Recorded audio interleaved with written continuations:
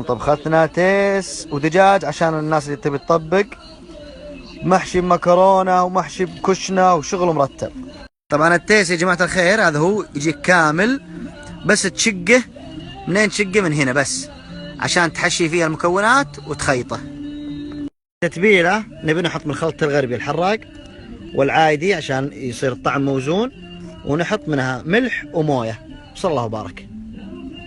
تتبيلة اللي برا باقي هذا الشيء ما تبلناه، نحط شوي من البهارات ونتبله، الباقي كله مطبوخ جاهز.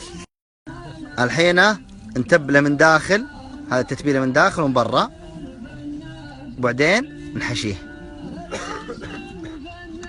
نبدا الحشوه طبعا تشكيله، نحط شوي مكرونه شوف انواع مسوينها بالبيت، نحط شوي كشنه، نحط شوي خضار، نحط بيضتين، تشكيله كذا لين تروح الحشوه كلها ببطن التيس.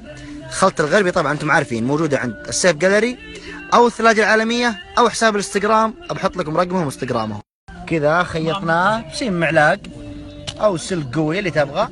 هنا تشرح شوي من اللحم القوي بس عشان تدخل التتبيله فيه. باقي التتبيلات كثيره ما اخذها بطن التيس، نحشي فيها الدجاج والباقي نحطه على الرز.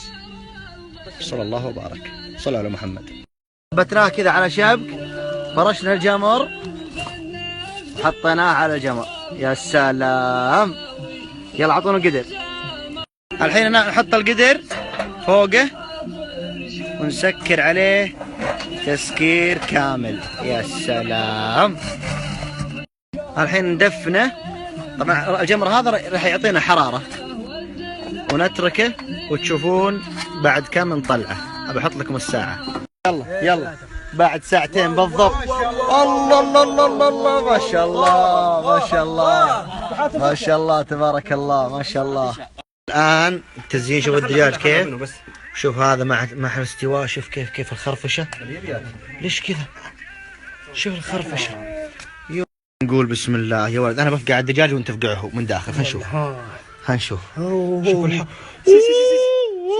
لا لا لا مو صدق، مو صدق. أنا هذا ذبحني ذا، لا شوف هذا ذبحني